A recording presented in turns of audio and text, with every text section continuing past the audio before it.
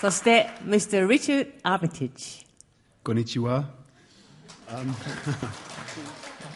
I was here in Tokyo back in 2000, and I'm so proud to come back in 2012 with these amazing people, with this film, which I think will really appeal to a Japanese audience. It has so many big themes that honor loyalty, and it's just something huge for me, but I think it will be very well received here, and I'm really proud to bring it to you. Arigato. Having been a huge fan of the Lord of the Rings book and absorbing myself in the trilogy, one thing that you realize is that Peter's work is very, very unlikely to ever be remade in the future. And so when you're given the responsibility of taking on a role like Thorin Oakenshield, and I'm sure Martin felt the same, you understand that I would probably be the only person that ever plays this. And so to own that responsibility and come to New Zealand with all of those fears and excitement to do that will probably be the most memorable thing about the whole event. And it was probably the best year of my life and the best 18 months I ever spent working on any piece of work, regardless of the end product. The experience of sharing that with Peter and his team in New Zealand will be there in my heart forever.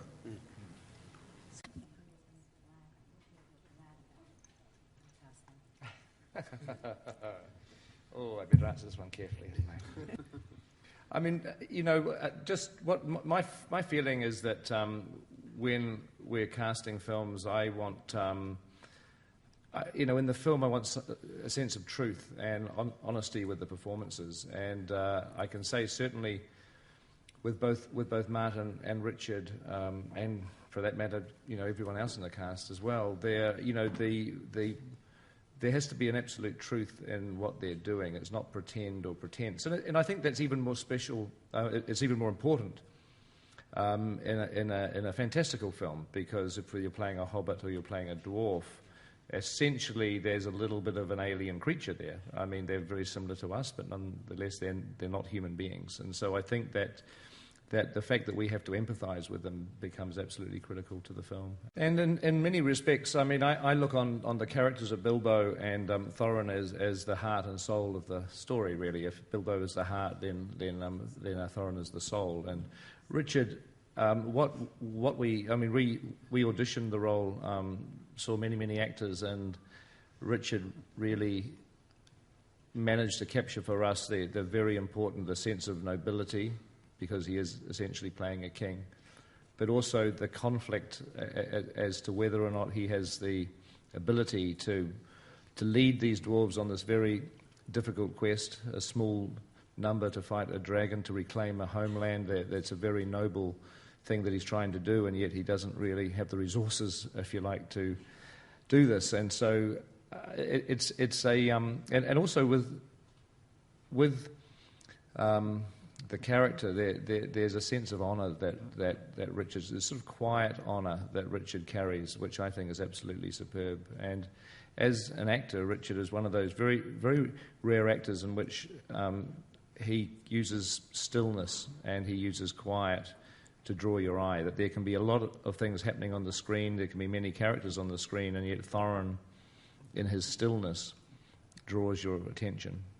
It's a very, very rare skill, and he's somebody when he's on screen that your eyes go to, that you want to watch.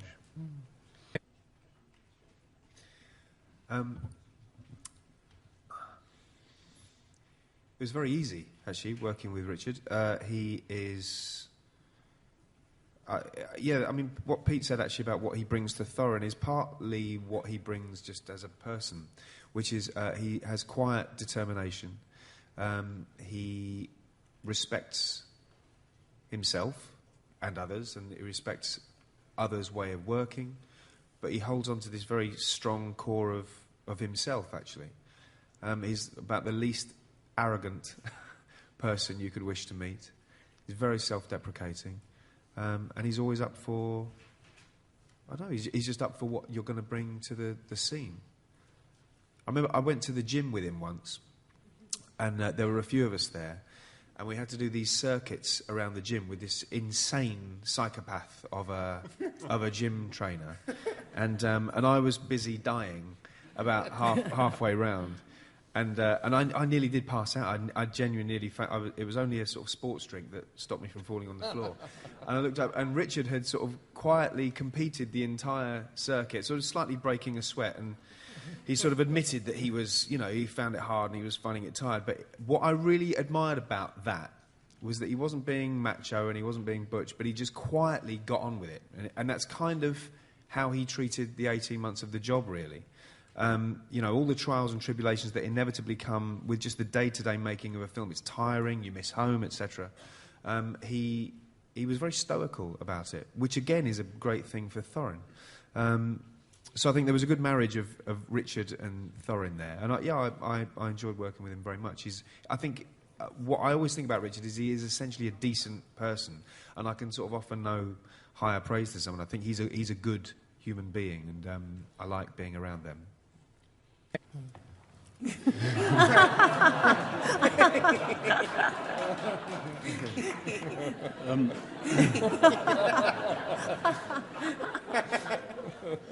I always felt incredibly guilty that I didn't really socialise enough when we were working on this job, particularly with Martin, because he is one of the most entertaining people I've ever worked with. But I have to explain to you that the prosthetic is removed with alcohol, so if you consume too much alcohol the night before, the face falls off about halfway through the day, and you feel really rubbish all day, so I apologise for not coming out for a beer more often. But in terms of what I gained from Martin as an actor, there was one particular day, and it was in Bag End, it was my first day on the set, and Martin had been working with Andy for, I think, 2 weeks on the Gollum scene, and they were doing something which is called a rolling reset, and I watched Martin experimenting with a moment as a jazz musician would riff on a theme, and I remember being so impressed with it because it's actually quite a brave thing to do, because you sort of expose your process to everyone in the room. And I remember going away, and he'd sort of set the benchmark for me in the way that I would like to work for the rest of the film, and that set everything in motion, and I have such admiration for what he did on this film, and I think that character is going to live in children's hearts for a long time.